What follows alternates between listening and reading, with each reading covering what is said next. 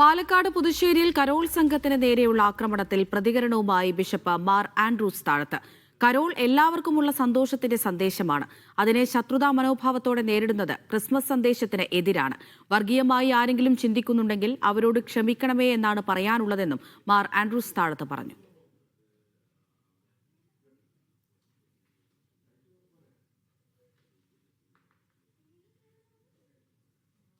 ക്രിസ്മസിന്റെ കരോൾ തന്നെ തുടങ്ങിയത് മാലാഖമാർ പാടിയത്. ആദ്യത്തെ ക്രിസ്മസ് കരോൾ മാലാഖമാർ പാടിയത്. ആ പാടിയത് എന്താ? സകല ജനത്തിനും വേണ്ടിയുള്ള വലിയ സന്തോഷത്തിന് സദ്വാർത്ത രക്ഷകർ. അതുകൊണ്ട് കരോള് എല്ലാവർക്കുള്ള സന്തോഷത്തിൻ്റെതാണ്. അതിൻ്റെ ഇടയ്ക്ക് ഇങ്ങനെ ഇതിനെ വർഗീയമായി അല്ലെങ്കിൽ പൊതുസമൂഹത്തിനെതിരായി ഇങ്ങനെ ആരെങ്കിലും ചിന്തിക്കുന്നുണ്ടെങ്കിൽ അവരോട് ക്ഷമിക്കണമെന്നേ പറയാൻ പറ്റുള്ളൂ. അതുകൊണ്ട് അവർക്കെതിരായിട്ട് അല്ലെങ്കിൽ ഇങ്ങനെയുള്ള ശത്രുതാ മനോഭാവത്തോടെ പ്രവർത്തിച്ചാൽ അത് ക്രിസ്മസിൻ്റെ ചൈതന്യത്തിനെതിരാണ്.